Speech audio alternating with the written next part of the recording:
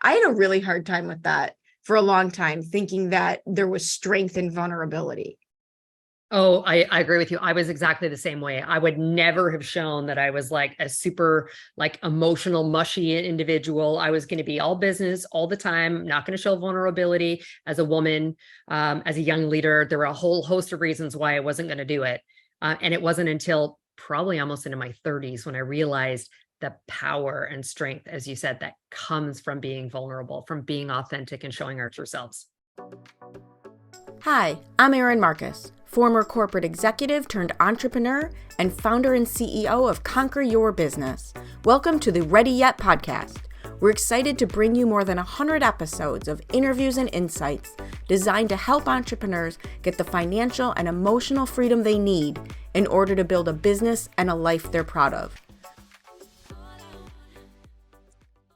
All right. Hello, and welcome to this episode of the Ready Yet podcast, where we have Victoria Pelletier with us today. And I'm excited because you've been doing all this traveling and we always love that. But I don't know, we got to catch up. So we might as well catch up and let everybody else listen to the conversation as well, right? All the cool things. Before we get into everything, why don't you tell everyone a little more formally who you are, what you do, all the cool stuff. All the cool stuff. All the cool stuff. No pressure. Everything has to be really cool.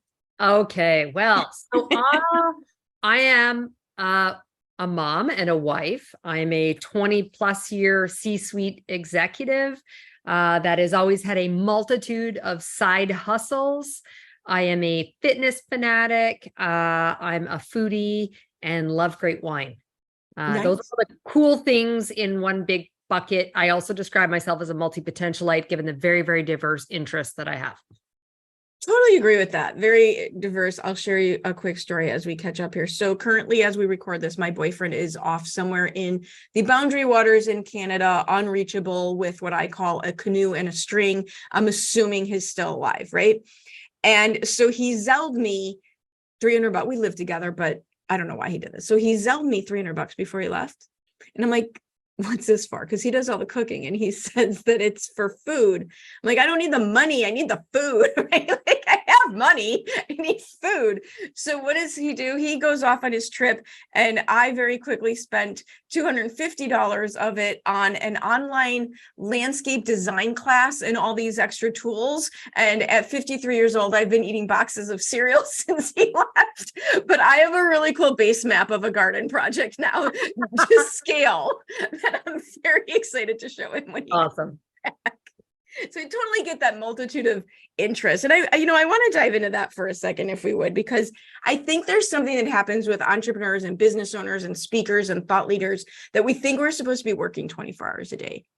Like, right? Like you feel like, and I think for moms, it's even worse, right? You feel guilty when you're not doing your business. And then you feel guilty when you're not doing other things because we should be of varied interests. Like, how do you balance all that?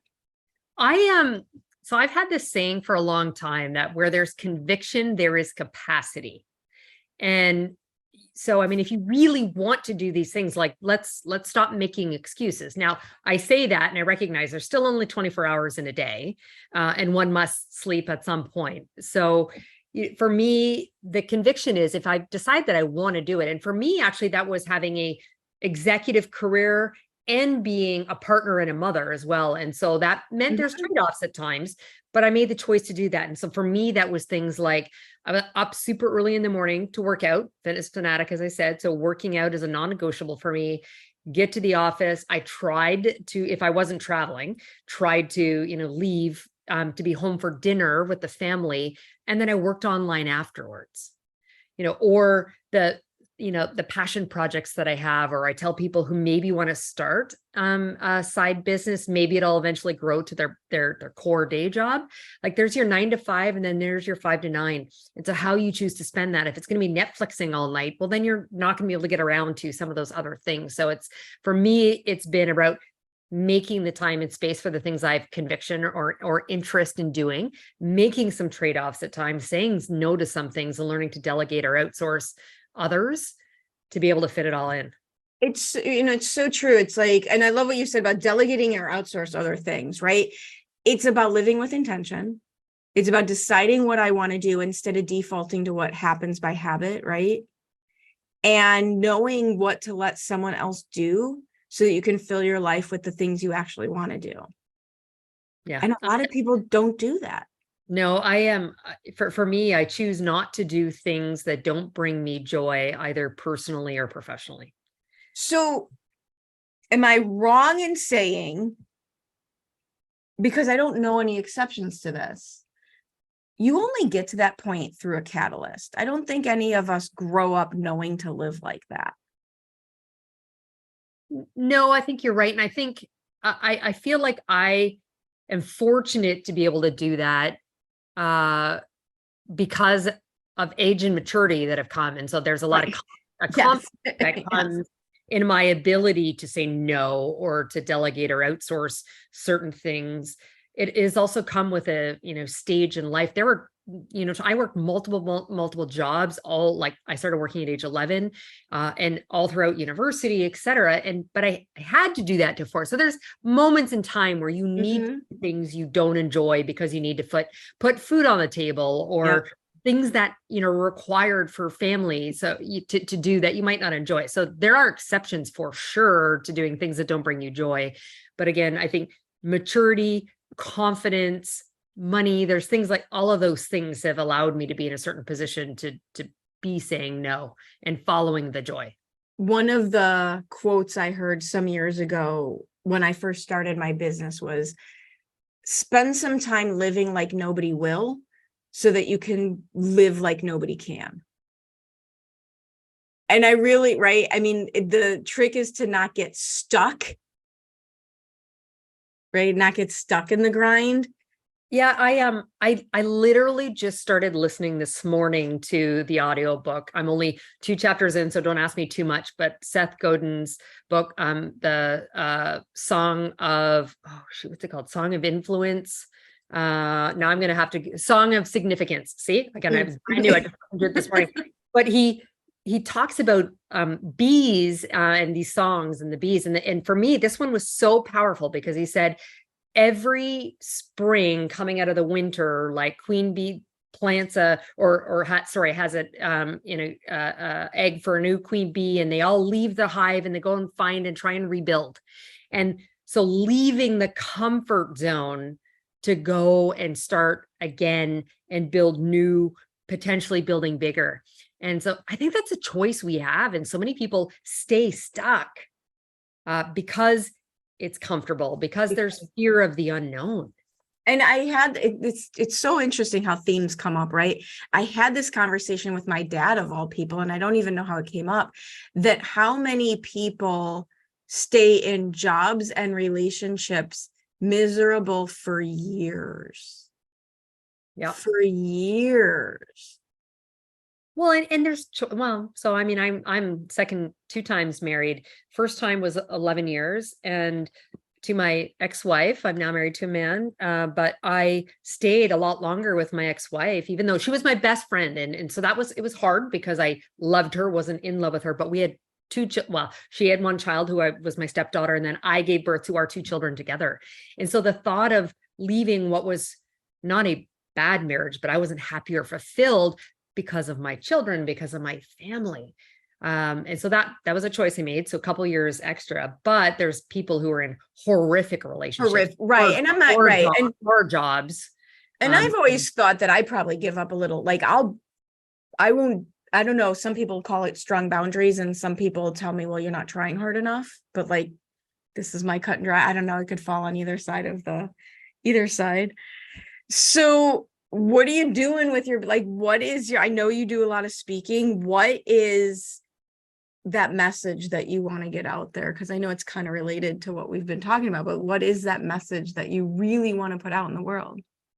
So there's several messages, and I'll tell you them in a second. But the reason I do it is because when I think about my life and my legacy, it's not going to be about the millions or billions of dollars I've made or saved the companies I work for. It's just not.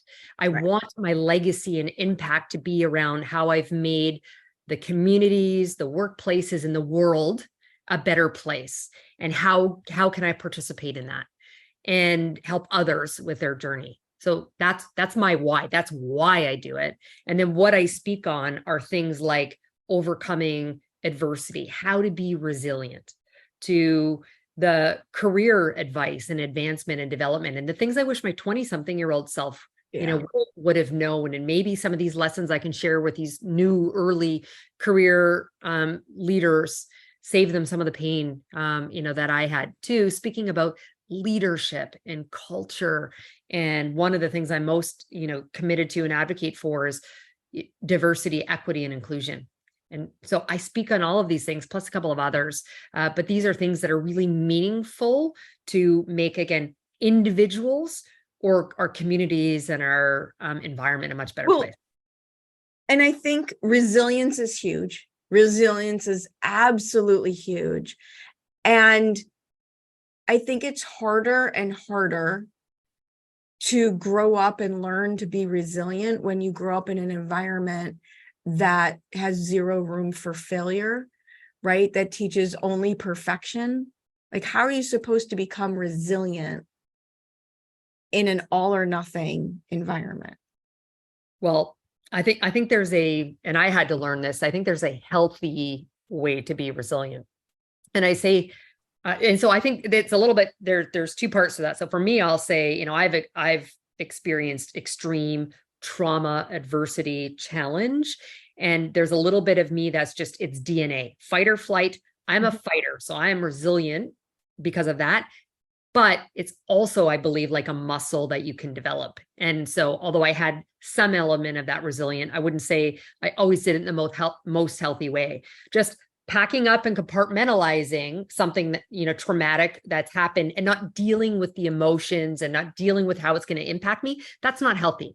Right. So what I think we need to do is to learn to, one, be really clear around what is the goal or objective that you set for yourself, and don't let anyone set it for you. You're the CEO of you. You'll figure what out. So start with that. That's always becomes your anchor. And then the next is, and I'm not a big like vision board kind of person. It works for some people, but being incredibly self-reflective around why you feel, act, think the way you do, and then start to model the thinking, the language, the action, the behavior to take one step in front of the other, progress to move towards that goal or objective. But lastly, giving yourself, to your point, give yourself permission to fail. We are not perfect. We are imperfect human beings.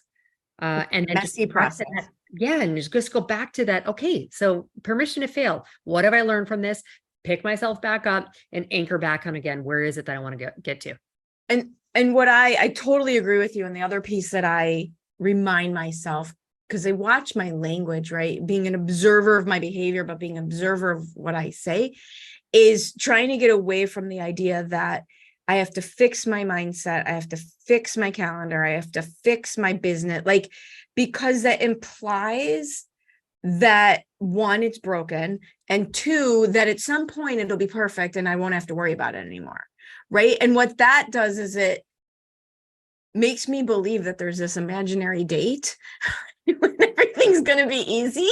Right. But that's not really how that works. Right. So to your point about self-reflection, keeping that as part of your ongoing process instead of thinking of it as fixing a problem, so that I don't end up keeping your, you take your eye off the ball, you slip, we all do, and making yourself wrong in the process. Mm-hmm. Mm-hmm. And that's okay though. And I think that some of this, again, I think comes with, age and confidence, the ability to go, you know what? I don't know what I don't know. And I'm going to stumble as a result of it, or maybe I'll make a mistake because I didn't know. And that's fine. I mean, I just think that level of humility and confidence to acknowledge that, I actually think that's made me so much more successful in life, period, not just business, as a result of that. I hope you're enjoying this episode of the Ready Yet podcast, brought to you by Conquer Your Business. With decades of experience, Conquer Your Business creates business and branding strategies that build multiple 6- and 7-figure businesses. And we don't just show you what to do. We have an entire team of people available to help you do it, strategy and implementation. You can learn more and reach out to us by visiting conqueryourbusiness.com. I think the key you say there is confidence, right? Feeling safe enough to admit you're not perfect. I think there's a lot of people who are in different scenarios where that doesn't feel safe to them, right? For one reason or another, they're not in a position where they can ever see the vulnerability. I had a really hard time with that for a long time, thinking that there was strength in vulnerability. Oh, I agree with you. I was exactly the same way. I would never have shown that I was like a super like emotional, mushy individual. I was going to be all business all the time, not going to show vulnerability as a woman, as a young leader. There were a whole host of reasons why I wasn't going to do it. And it wasn't until probably almost into my 30s when I realized the power and strength, as you said, that comes from being vulnerable, from being authentic and showing our true selves. And for some of us, it's in reaction to issues as childhood, in response to not wanting to duplicate what we see, we swing the other way, right? How far can the pendulum go in the other direction? And some of it's you just don't know. You just don't know, right? We all, even for me, like I grew up in Chicago, big city, 70s and 80s. I say people from 22 different countries. So you think you grew up in this great big world. And yet you realize you were just had your little tiny experience, right? Your little tiny experience. Yeah. There's so much more out there. Going back to what you're saying about how so much of this comes with age and maturity and wisdom, I often think about what we teach people in school and how useless 90% of that is once you get a job and get out in the real world. And yet the stuff that we're talking about today, I don't know, you might prepare people for it, but can you really learn these things without, you almost have to experience your way through it. You can't theoretically plan for this. Yeah, no, I agree. And it's funny, I'd been interviewed for, I think it was for Forbes. I think it was Forbes article around, what is not taught for those who are going for an MBA. Mm-hmm. And I'm like, well, interpersonal skills, some of these communication skills, they teach you how to read a profit and loss P&L statement, how to troubleshoot through a go-to-market strategy, all these things. But like what's really important, and for many of those people going for their MBA, they are looking for the leadership roles, right? How to be an effective leader, how to understand the organizational dynamics and politics and navigate through them, which a lot of that comes down to those interpersonal skills. That's not taught in school. No. And I was lucky in my MBA. We had I did a dual focus in marketing and executive leadership. And in that leadership class, we had an executive coach who was an amazing facilitator. And she always made me laugh because she would say one of her clients was NASA. Mm. And if they had anybody that was showing any indication of leadership, they threw more money at developing that person. Because these are rocket scientists. They're not going to listen to anyone who's not smarter than them. And nobody's smarter than them, right? Nobody's smarter than them. So to find those leadership skills, that always made me laugh when she taught us that. So what are some of the things, from that week? I'm a big fan of lessening people's learning curves. So whether it's you want to share something personal in nature, business in nature, especially as a speaker, I work with a lot of the audience are small business owners and entrepreneurs who use speaking and thought leader credentials to grow their business. What are some of the things where you can share, like, if you just don't do what I did, you'll be ahead of the curve? Well, so it's a little bit of what, we've already touched on, Erin. And so for me, I made a big mistake in my early executive career.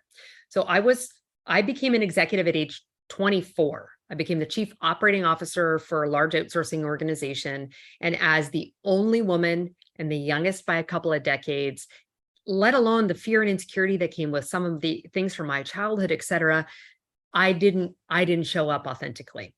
I got a nickname as the Iron Maiden. So have been very effective at transforming businesses, turning around distressed businesses, making them more profitable and growing them. I've been called the turnaround queen. That's the positive side of that. But I'd say that people feared me versus following me because all business all the time, this mask, I wasn't showing insecurity, vulnerability. When I had to make the tough decisions, I didn't show them how difficult it was for me to do that. And that was a big miss in terms of the relationships I built with my team, their ability to fully trust me, and for us to, and them in particular, to follow me through the proverbial fire. And so I had to pivot and I had to change. I had to be reflective, self-reflective, and look at the woman that stared back at me in the mirror and said, this isn't the type of person I would want to work for. And perception's a reality. I knew that wasn't actually me.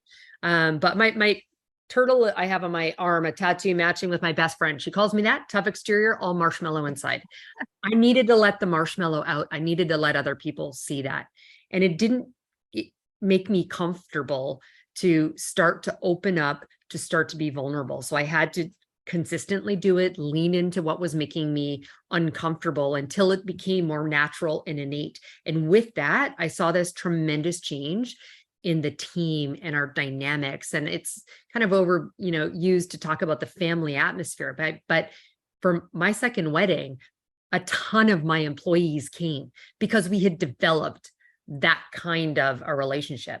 But it took many years of me hearing feedback, being really reflective, modeling the kind of actions and language that I knew I needed to, despite its discomfort, to move me to a place where I have this incredible followership of employees, many of whom I've worked with in multiple organizations now. Well, and what you're, what you're talking about and what I see out in the world is so much conversation around remembering that companies are made up of people, right? Businesses are made up of humans. And if you want a situation where your team can be their best, you have to create an environment where they're allowed the room to be human. Exactly. I talk a lot about human-centered or heart-centered leadership. And that's recognizing that we show up as our whole person every day. And so if we had a really crappy weekend or something happened, or there's some dynamic that is impacting your ability to perform as a leader, you need to recognize it, build a safe space so someone is comfortable, sharing in all of that. And then also, and this is where I spend a lot of time talking about personal brand. That's really important. Building your brand early on. It's not just about the subject matter or industry for which you have expertise, but who are you as a human? Why do people want to do business with you? Because people do business with people they like and they trust and they want to do business with. And people often forget about that and think this amazing product or service will sell itself. Well, and, to put a block on the other side, the pendulum can swing too far the other way. Right? The pendulum can swing too far the other way, because we have to remember that businesses exist to solve problems. And if nobody can make any money, the business goes away. And so while you have to remember and strive to create this environment where people get to be human, if you go too far the other way is where nothing gets done and everybody's right, balancing human with almost enabling, right? Yeah. And I also think there's the recognizing there's a paradox that can exist as well. I think these last few years coming out of the, living in and coming out of the pandemic into this now just endemic state, recognizing that we made certain choices that, we want to be aligned to work for, buy from companies that align with our mission, vision, our values. Yet we're going to compromise sometimes. And the greatest example I have is we buy gourmet dog food, yet we'll turn around and buy fast food for ourselves.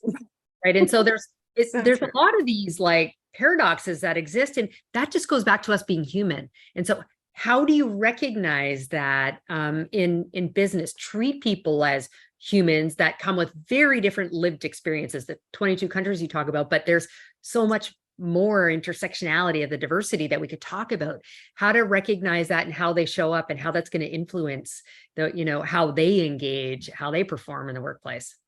And not just for leaders, but also how can you learn as an individual to behave this way as you navigate through your career. It goes from the top down, but it also goes from the bottom up. One of the things that has shocked me is all this quiet quitting and the great resignation.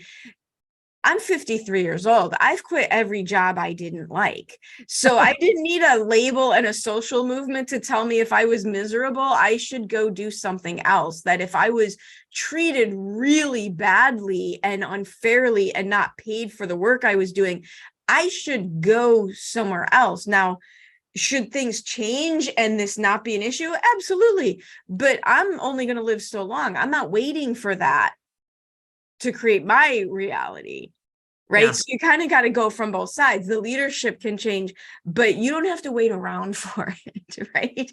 If you're in an environment where that's not the case. Yeah, I completely agree. And so I sign a lot of my social media posts off with one of two or usually both hashtags. One is unstoppable. That's my life's philosophy. But the other one is no excuses. Yes. That is because crappy stuff may happen to us, but we have a choice in terms of how we are going to respond and move forward. So exactly to your point, Erin, like if you're in a really horrible, toxic workplace environment, you have a choice. Can you try and change it? Can you change leaders? Can you be the leader to drive and affect the culture within that organization? And if not, then leave. And stop bitching about it. Like, so right, the marketplace, right? If everyone would just do that, the marketplace would solve that problem. Right, the marketplace would, right? The open market kind of solves that problem, right? And I call that give yourself a break, but don't let yourself off the hook, right? Like give yourself a break because don't beat yourself up over it. Figure it out, but that doesn't mean you let yourself off the hook, right? So speaking of social media, and I know you're out there with your content and how impactful it is. So how do people follow you, get a hold of you, make sure that they're staying in touch with you to get more of these ideas and how they can be influenced by them? Well, the one stop that can link you out to everywhere is my website, which is Victoria-Pelletier.com. And from there, you can link out to preferred social media platform. Although as my youngest tells me, I'm clearly old because I'm still on Facebook and I'm not on TikTok. So you won't find me on TikTok, but you will find me on Facebook, LinkedIn, Instagram. Great. But yeah, TikTok is my place for baby goats, mini cows, right? It's my safe space. It's not about my business. It's not about the algorithm knows I don't want to see anything I just want baby goats and mini cows, right? And wildlife photography and dogs, right? That's my little escapism. So yes, we will make sure to put that link in the show notes so people can follow you, connect with you, do all the things. Thank you for sharing your stories and your insights and your ideas, because we're all human. Like we need this message out in the universe that you can do it right and still achieve things. This is not it's not one or the other. Awesome. Thanks for having me. I loved it. Thank you so much.